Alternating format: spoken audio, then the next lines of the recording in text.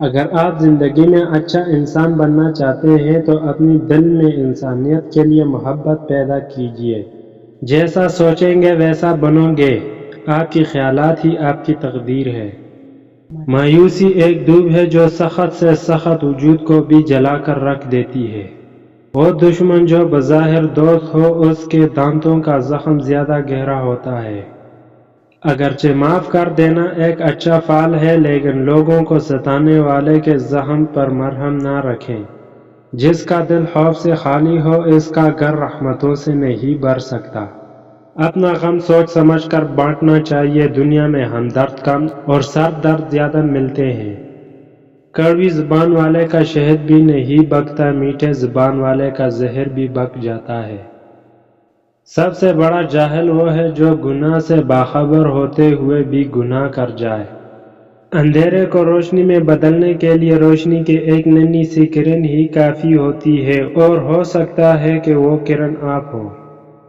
زندگی میں اتنی محنت کیجیے کہ آپ کی تقدیر بھی آپ کی سوچ کی پیروی کرے۔ دشمن کے دل کو مہربانی سے جیتے اور دوست کا دل نیک سلوک سے۔ سب سے بڑی دولت عقل ہے اور سب سے بڑی مفلسی بے وقوفی ہے۔ غصہ آپ کو کمزور بنا دیتا ہے اور آپ کی کمزوری دوسروں کو طاقتور بنا دیتی ہے۔ آدمی پہاڑ سے گر کر اٹھ جاتا ہے مگر نظر سے گر کر نہیں۔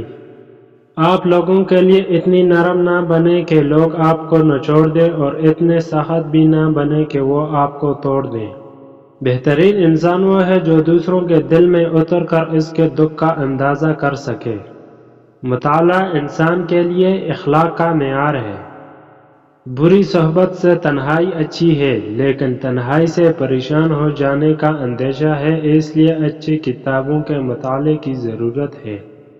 تیل کے لیے پیسہ نہ ہونے کی وجہ سے میں رات کو چوکیداروں کے قیندیلوں کے پاس کھڑے ہو کر کتابوں کا مطالعہ کرتا تھا۔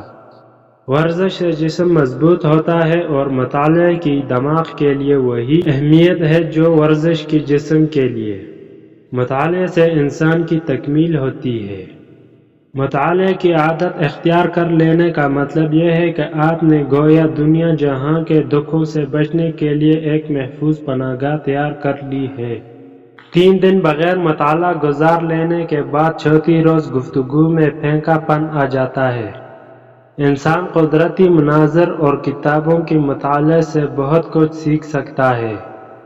مطالعے کی بدولت ایک طرف تمہاری معلومات میں اضافہ ہوگا اور دوسری طرف تمہاری شخصیت دلچسپ بن جائے گی۔ دماغ کے لیے مطالعے کی وہی اہمیت ہے جو کنول کے لیے پانی کی۔ مطالعہ کسی اختلاف کرنے یا فصیح زبان میں گفتگو کرنے کی غرض سے نہ کرو بلکہ تولنے اور سوچنے کی خاطر کرو۔ جو نوجوان ایمانداری سے کچھ وقت مطالعے میں صرف کرتا ہے تو اسے اپنے نتائج کے بارے میں بالکل متفرق نہ ہونا چاہیے۔ مطالعے سے خلوت میں خوشی، تقریر میں زیبائش، ترتیب و تنویر میں استعادت اور تجربے وسعت پیدا ہوتی ہے۔ وہ شخص نہایت ہی خوش نصیب ہے جس کو مطالعے کا شوق ہے، لیکن جو فاحش کتابوں کا مطالعہ کرتا ہے اس سے وہ شخص اچھا ہے جس کو مطالعے کا شوق نہیں۔ مطالعہ ذہن کو جلا دینے کے لیے اور اس کی ترقی کے لیے ضروری ہے۔ دنیا میں ایک باعزت اور ذی علم قوم بننے کے لیے مطالعہ ضروری ہے۔ مطالعے میں جوہر انسانی کو اجاگر کرنے کا راز مضمر ہے۔ اکثر دیکھا گیا کہ کتابوں کے مطالعے نے انسان کے مستقبل کو بنا دیا ہے۔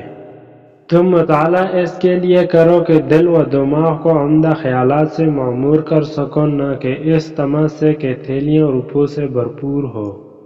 اللہ کے نزدیک سب سے عظیم وہ ہے جو دوسروں کی خدمت کرتے ہیں۔ اچھے لوگوں کی صحبت اختیار کرو، اس سے تمہارے سب کام اچھے ہو جائیں گے۔ خوبصورتی حسن میں نہیں بلکہ اچھے اخلاق میں ہوتی ہے۔ دشمن ایک بھی بہت اور دوست زیادہ بھی کم ہے۔